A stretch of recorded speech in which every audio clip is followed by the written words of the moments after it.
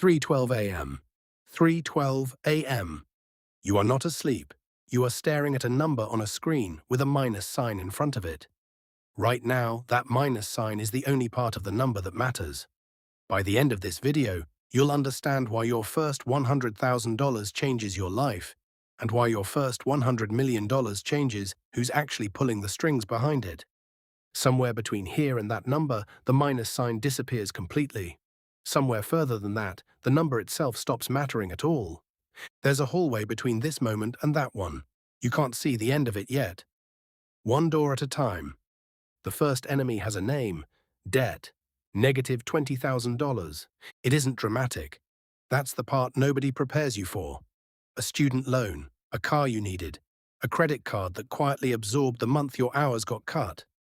$20,000 spread across 4 companies that don't talk to each other, but somehow all call on the same Tuesday. You do the math you always do: minimum payments first, groceries second. Everything else gets pushed to a future version of you, someone you quietly resent for not existing yet. A collections letter arrives, a name you don't recognize, attached to a debt you do. You call. The voice on the other end reads from a script. The script doesn't have a line for "I know, I'm trying." It only has lines for payment plans. Debt doesn't own your money. It rents your future. Your friend posts a photo from a beach. You don't feel jealousy, you feel arithmetic. Every dollar converts automatically into hours at your job. Your paycheck goes up $500 one month. You barely notice. Your car breaks down and costs $500 to fix. You think about it for weeks. Same number, different weight. You are not lazy. You are not reckless. You are interest, compounding against hours of labor, and the math was never fair to begin with. At negative net worth, you're not behind. You're financing something you can't see yet. Someone else's return. Getting out of debt is the easy part. Staying out is where most people quietly lose. The door closes behind you. Another one appears. 0. Debt is gone. Impatience takes its place. 0 feels like nothing should feel like anything. But it does. Nobody notices. Nobody claps. "I have $0" isn't a sentence that sounds like an accomplishment to anyone who hasn't stood exactly where you're standing. 0 isn't empty. It's finally neutral. $40 into savings. Whatever was left after the debt cleared. An app you've been avoiding opened for the first time. $25 in. The market dips the next day. Your thumb hovers over withdraw. You wait. 0 is not the starting line everyone assumes it is. It's the first proof the direction can change. You're no longer just surviving the month. You're becoming someone who can wait. The door closes behind you. Another one appears. $5,000. Then temptation arrives, the version of you that wants to feel rich before you actually are. $5,000 sits in an account, and you know exactly how fast it could disappear. It isn't security, it's a buffer. And a buffer isn't safety. Just its first cousin. The first emergency fund buys silence. $150 moves automatically every month before you can spend it.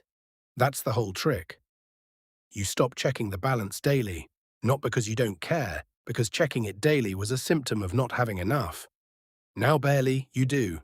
$5,000 doesn't buy freedom. It buys the first 30 days of not panicking. The door closes behind you. Another one appears. $50,000. Success attracts a quieter enemy. Lifestyle inflation. A pre-approved credit card offer arrives, unsolicited, like the system finally noticed you exist.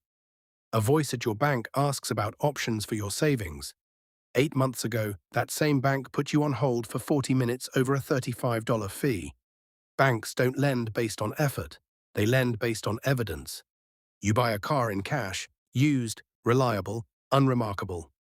No interest, quietly eating a piece of every paycheck for 6 years. You tell your mother, she goes quiet for a second. Then she says she's proud of you. $50,000 doesn't make the world kind to you. It just removes the tax that being broke used to charge you every month. The door looks the same. What's waiting behind it isn't. The door closes behind you, another one appears. $250,000. Ego doesn't knock, it moves in quietly.